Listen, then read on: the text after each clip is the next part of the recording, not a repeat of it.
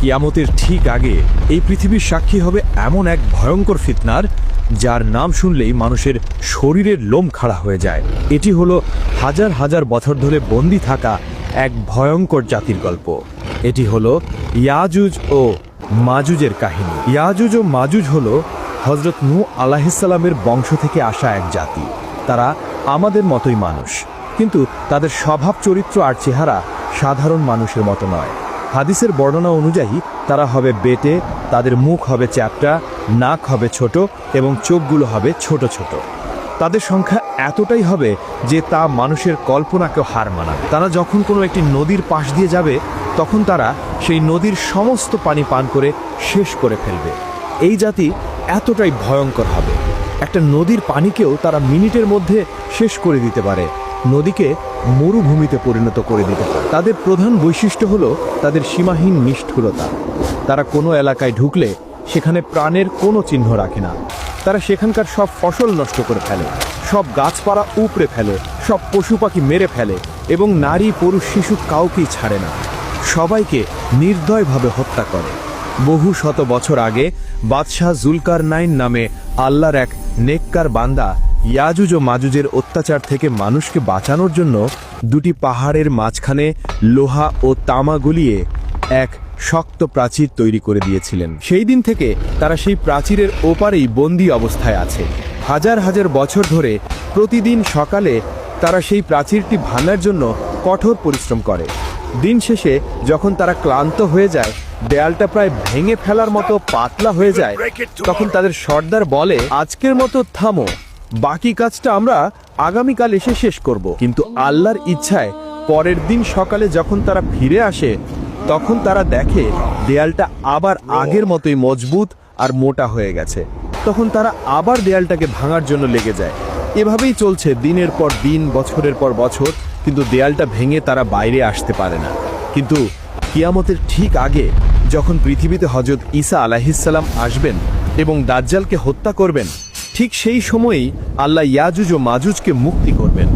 সেদিনও তার আগের মতোই সারাদিন ধরে দেয়ালটা ভাঙতে থাকবে।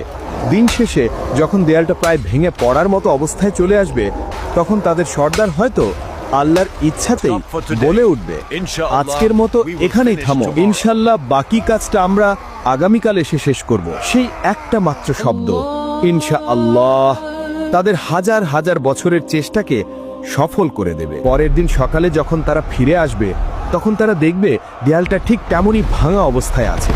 এরপর তারা এক ধাক্কাতেই সেই দেয়ালটা ভেঙে ফেলবে এবং কোটি কোটি ইয়াজুজ ও মাজুজ বন্যার পানির মতো তীব্র গতিতে সারা পৃথিবীতে ছড়িয়ে পড়বে।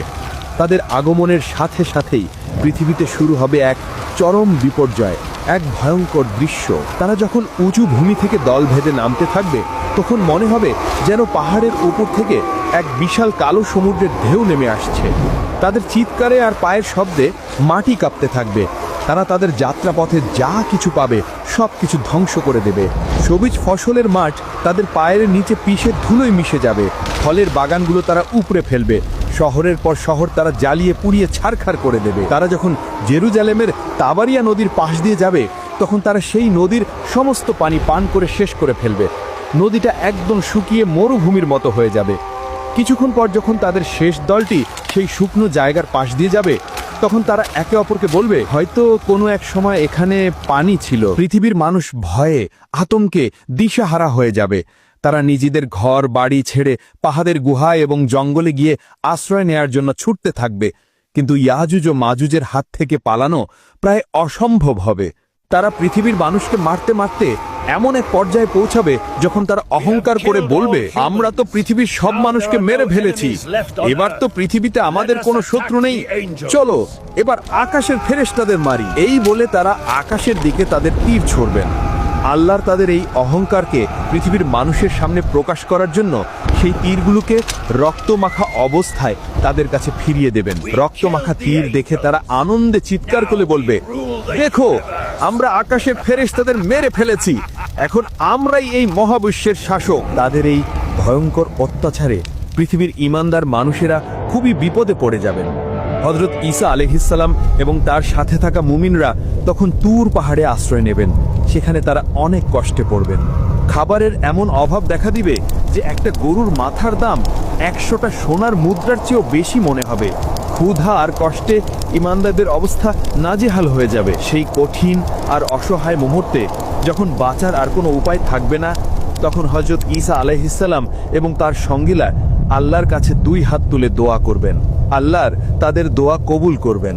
তিনি ইয়াজুজ ও মাজুজের উপর এমন এক গজব পাঠাবেন যা কোনো মানুষ কল্পনা করতে পারবে না। আল্লাহর তাদের ঘাড়ে নাগাফ নামের এক বিশেষ ধরনের পোকা পাঠিয়ে দেবেন। সেই পোকাগুলো তাদের ঘাড়ের মধ্যে ঢুকে তাদের শরীরকে ভেতর থেকে খাওয়া শুরু করবে। কোটি কোটি ইয়াজুজ ও মাজুজ, যারা একটু আগেও নিজেদেরকে পৃথিবীর শাসক বলে দাবি করছিল, তারা এই ছোট্ট পোকার আক্রমণে এক মুহূর্তের মধ্যে পোকা মাকড়ের মতো ছটফট করতে করতে মারা যাবে। তারা সবাই একসাথে পচে গলে এমনভাবে মারা যাবে যে তাদের মরা দেহের দুর্গন্ধে পৃথিবীর বাতাসে নিঃশ্বাস নেওয়াই কঠিন হয়ে যাবে। তখন হযরত ঈসা আলাইহিসসালাম আবার আল্লাহর কাছে দোয়া করবেন। আল্লাহ তখন উটের ঘাড়ের মতো বিশাল বিশাল পাখি পাঠাবেন। সেই পাখিরা ইয়াজুজ ও মাজুজের কোটি কোটি লাশ তুলে নিয়ে আল্লাহ যেখানে চাইবেন সেখানে ফেলে দিয়ে আসবেন।